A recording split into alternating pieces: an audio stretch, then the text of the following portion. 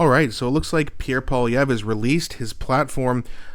Many people predicted this. It would be a few days after Easter weekend and a few days after the Liberals, led by Mark Carney, released their platform, likely because they don't want Carney stealing more ideas from Pierre Poilievre. Now, I'm not going to read everything here. I just want to read a little bit.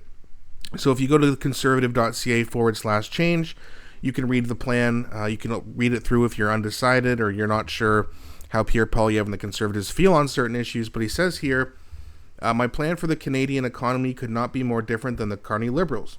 I have spent every day of this election campaign setting out my ambitious and detailed plan to build a Canadian economic fortress so we can stand up to Trump from a position of strength. It is time for Canada to think big again. It is time to challenge ourselves to build, because decline is a choice. But it's not my choice. I choose to grow. I choose to meet this moment with ambition worthy of the men and women who built this great country.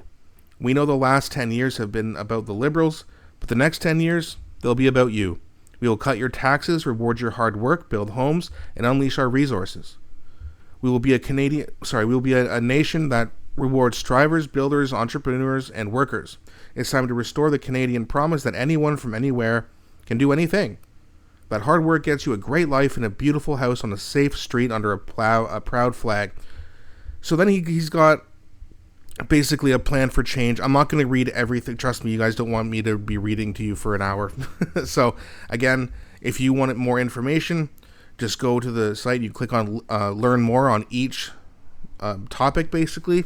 She's got cut income tax by 15%, axe the sales tax on home, Canada First investment tax. So a lot of this we've already heard about. Lower taxes and secure retirement for seniors, boots not suits, Canada First TFSA top-up, unleash Canadian resources, shovel-ready zones, Canadian energy sector, axe the carbon tax, unlock the ring of fire, life sentences for the worst offenders. Perfect. Secure the border. Also helps deal with Trump. Secure Canada's Arctic.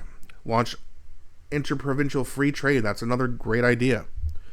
Axe the escalator tax on alcohol. Axe the sales tax on made-in-Canada cars. Perfect. Keep workers working. Tougher sentences for inmate partner violence. Perfect. I don't know if you ladies and gentlemen know who Caitlin Clark is, but she should be very happy about that, as she was horrifically abused, and the abuser put on bail. Unbelievable. Cut regulations by 25%. Bring our loved ones home drug-free.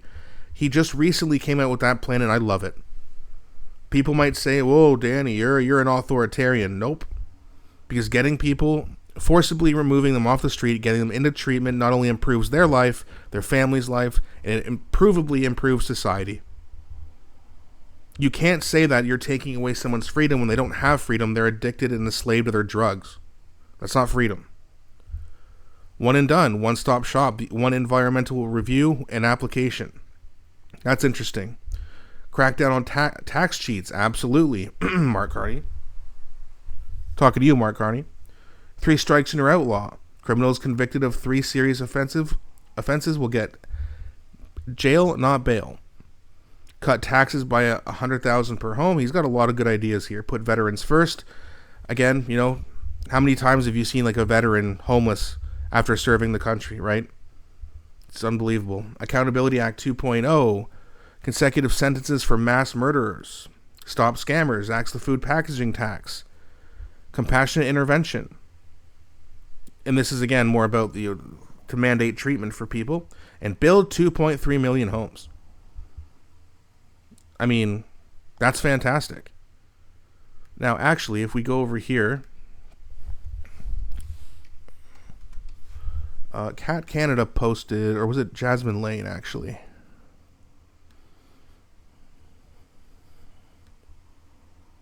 Yeah, so Jasmine Lane posted this, and again, go check her out as well. And this is Pierre Poilievre's announcement to build 2.3 million homes. So let's have a look at what he's got to say, and we'll talk about it after. We don't have to choose a costly 4th Liberal term of failure. We have a chance for change and hope that home ownership will be restored.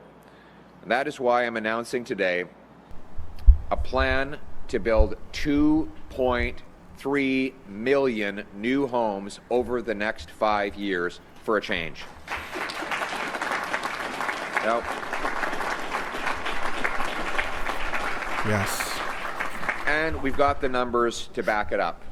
While the Liberals make generalized promises that they've been breaking for the last 10 years, we actually have a breakdown on how we're going to get to these 2.5 million homes.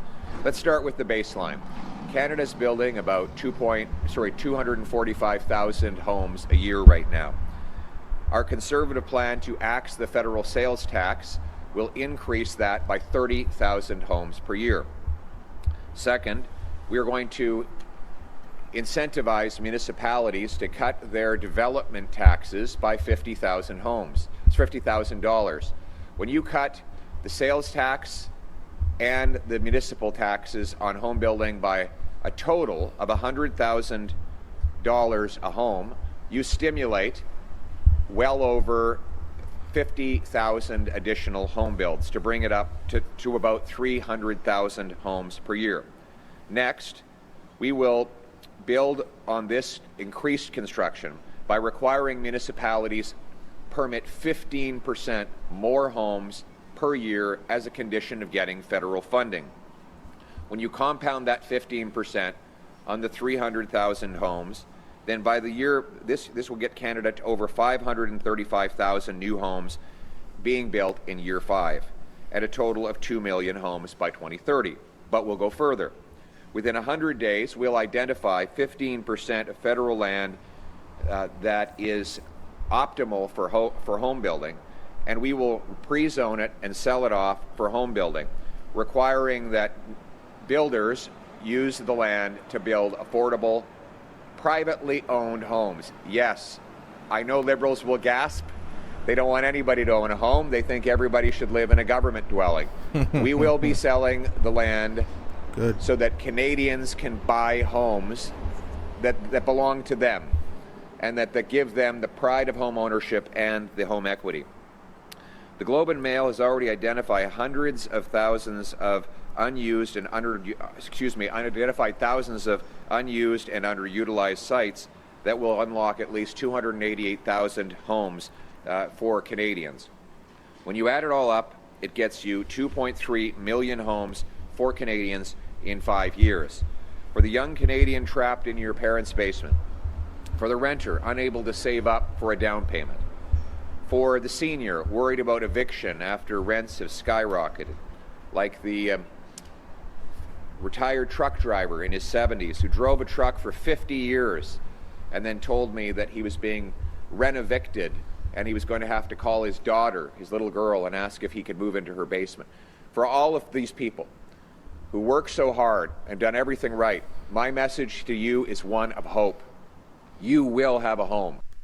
We don't have... See, that's sad. A guy 70 years old, worked his whole life, 50 years, put in his time. Driving a truck is not easy, right? It's long hours. It's very lonely. You know, you're sleeping on the side of a road in a bunk, you know. Not every truck driver does that. Not like shunt drivers or anything like that. But even then, you know, you're driving a massive piece of equipment here, and you have to be well trained, and you have to be, you know, very knowledgeable, and you know, people either backing up into really tight space. There's all kinds of videos of truck drivers just showing off their talent because they're very talented workers and they do very important work. And he's got to call his daughter to go live in her basement because his pension isn't enough? What? Because rent's $2,000 a month or more where he lives, wherever he lives? It's insane. That's pathetic that this has been allowed to happen. And it's pathetic that people want to vote for it. They don't know they're voting for it, but they are. And I can't believe they don't see it. The second thing I want to touch on here is Pierre Poilievre mentioning specifically affordable homes. So in the past few years, there's been a lot of development in Hamilton, you know, $400,000-$500,000 condos. We don't need that here. We don't need mansions or mini mansions. We need starter family home, like decent sized homes. What's wrong with a nice little bungalow? And I'm not advocating for Mark Carney's idea on tiny homes, but, you know, it would be a nice option to have like a junior bungalow, whatever you want to call it, something that's, you know, you're going to grow out of eventually if you have a family, but wouldn't it be nice to have something to start off with instead of renting? Something you could sell for $150,000, then you move up into a $250,000 house. Then by the time you're older, maybe you have enough saved up, you built off enough equity, you've paid off your home, and maybe you can get a nicer house. That's what it's supposed to be like. You're supposed to progress the more you work. And there's so many people who are just getting buried, and then they're wondering, what am I working so hard for? What did I put in 50 years driving a truck and now I can't afford help? Like, why did I do this? Hard work needs to mean something, or else there's no incentive to do it. Hey, yeah, work hard so you can barely afford rent. Like, what? Like, what is this? This isn't the Canada I grew up in. Okay, it wasn't that long. Well, I guess it has been a long time since I was 18, but when I moved out, rent was $700 in downtown Burlington, Ontario. That same place is roughly $2,000 right now. It's unbelievable. Like, it's just, how can you afford $2,000 in rent, making an average wage? And then people say, well, I guess you're just going to have to get another job. Okay, so what? Where are all these jobs going to be created? If everyone now needs 2 jobs just to stay afloat? Do we have enough jobs? I doubt we do. I've seen videos of people trying to apply at McDonald's and the lineup's down the road for 10 spots. But there's 100 people applying. And then they're going to come out with a universal basic income program, and now they've got you. Because if you don't do what they say, they're going to take away your money and you're going to get evicted. And they're going to brainwash people into thinking you're a Nazi or some stupid shit. It's unbelievable. We need change. Please, go vote for Pierre, especially if you're a young man. Young men are the lowest demographic of voters. That needs to change, or else we're going to lose. We can't afford to lose again. So get out there and vote. Also, please don't forget to like and subscribe. It really helps grow the channel. Thanks so much for watching, and I'll be back shortly with a new video.